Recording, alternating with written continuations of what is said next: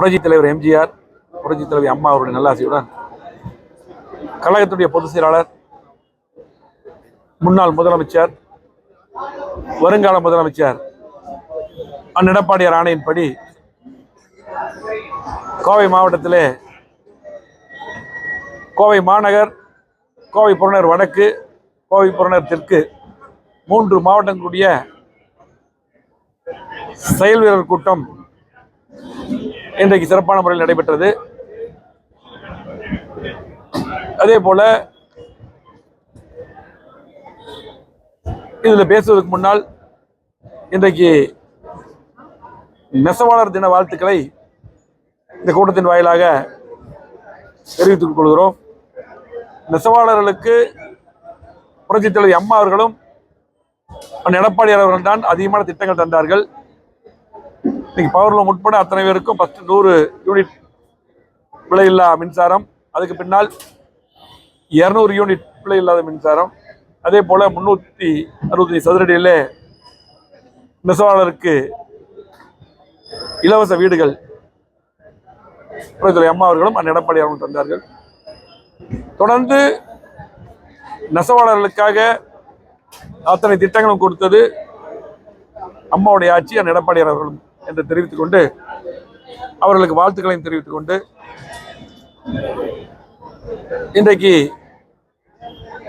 உறுப்பினர் கார்டுகள் விநியோகம் செய்ய இந்த கூட்டத்தில் முக்கிய முடிவெடுத்து அனைத்து உறுப்பினர்களுக்கு நேரடியாக கொண்டு போய் சேர்க்க இந்த கூட்டத்தில் முடிவெடுக்கப்பட்டு கார்டுகள் வழங்கப்பட்டது. அதே போல இன்றைக்கு கோவை மாவட்டத்தில்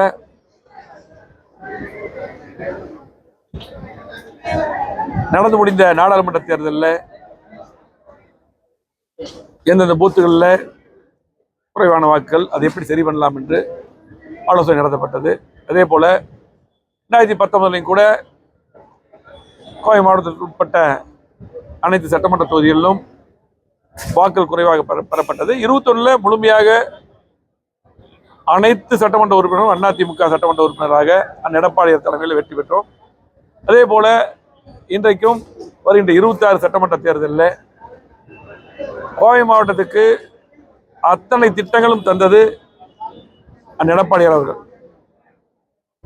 கேட்ட திட்டங்களை எல்லாம் அம்மாவுடைய ஆட்சியை சிறப்பான முறையில் வழிநடத்தி கோவை மாவட்டத்தில் அத்தனை திட்டங்களும் இன்றைக்கு இவ்வளவு பாலங்கள், கூட்டுக்குடிநீர் திட்டம், ஸ்மார்ட் சிட்டி திட்டம், அதே போல இங்க இருக்கக்கூடிய அத்தனை அலுவலகங்கள், கலெக்டர் ஆபீஸு, எஸ்பி ஆபீஸு, மருத்துவமனை மேம்பாடு, அரசு மருத்துவமனை, அத்திக்கடு வனாஸ் திட்டம், ஏர்போர்ட் விரிவாக்கம், மெட்ரோ ரயில் அறிவிப்பு என்று என்னென்ன திட்டங்கள் தேவையோ அத்தனை திட்டங்கள் தந்தார்கள். 6 புதிய கல்லூரி, கிட்டத்தட்ட 6 தாலுக்கா என்று சொல்லிட்டே போலாம். மிகப்பெரிய வளர்ச்சியை தந்தவர் எடப்பாடி அவர்கள் முதலமைச்சர் இருக்கும். ஆகவே சட்டமன்ற தேர்தல் என்று வரும் பொழுது கண்டிப்பாக தமிழ்நாட்டு மக்கள் எடப்பாடியார் அவர்கள் தான் முதலமைச்சராக வர வேண்டும் என்று வாக்களிப்பார்கள். அந்த அடிப்படையிலே சிறப்பான முறையிலே பணியாற்ற வேண்டும் என்று இந்த கூட்டத்திலே ஆலோசனை செய்யப்பட்டது.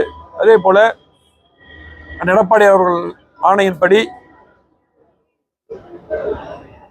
வயநாட்டில் நம்முடைய சகோதர சகோதரிகள் அதிகமான பேர், கிட்டத்தட்ட 500 பக்கம் உயிரிழந்தார்கள்.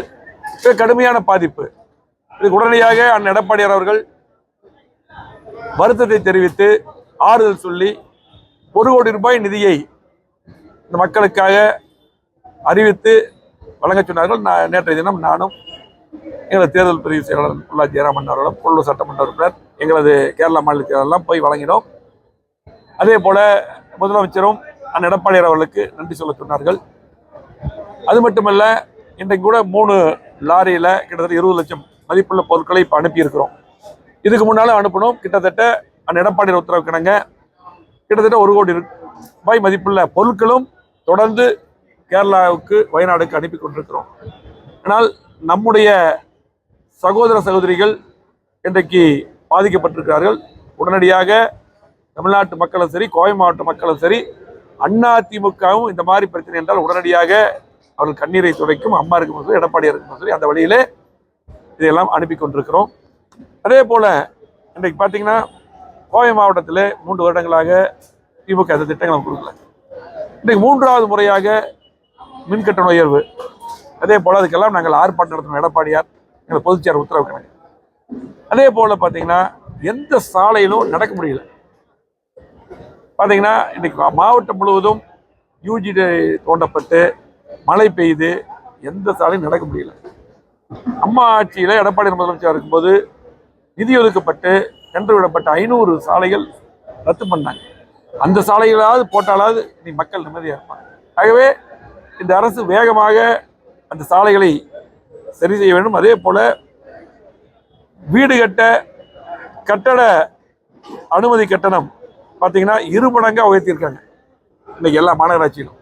இந்த கோவை மாவட்ட மக்கள் மிக கடுமையாக பாதிக்கிறாங்க. உடனடியாக அதை ரத்து செய்ய வேண்டும் என்று எங்களது பொதுச் செயலாளர் எடப்பாடி அவர்கள் அறிக்கை விட்டார்கள். உடனடியாக அதை ரத்து செய்ய வேண்டும்.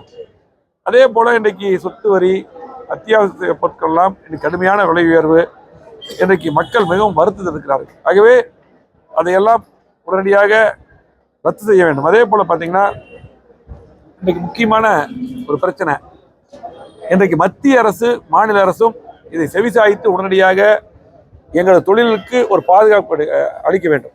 ஏனென்றால் இன்றைக்கு வங்கதேசத்தில் கடுமையான பிரச்சனை. இன்றைக்கு அங்கே முழுமையாக கொலாஸ் ஆகி ஒரு மாதிரி சூழ்நிலை இருக்கு. திருப்பூர் இருக்கிற நிறைய ஃபேக்டரிகள் அங்கே வங்கதேசத்துக்கு போச்சு.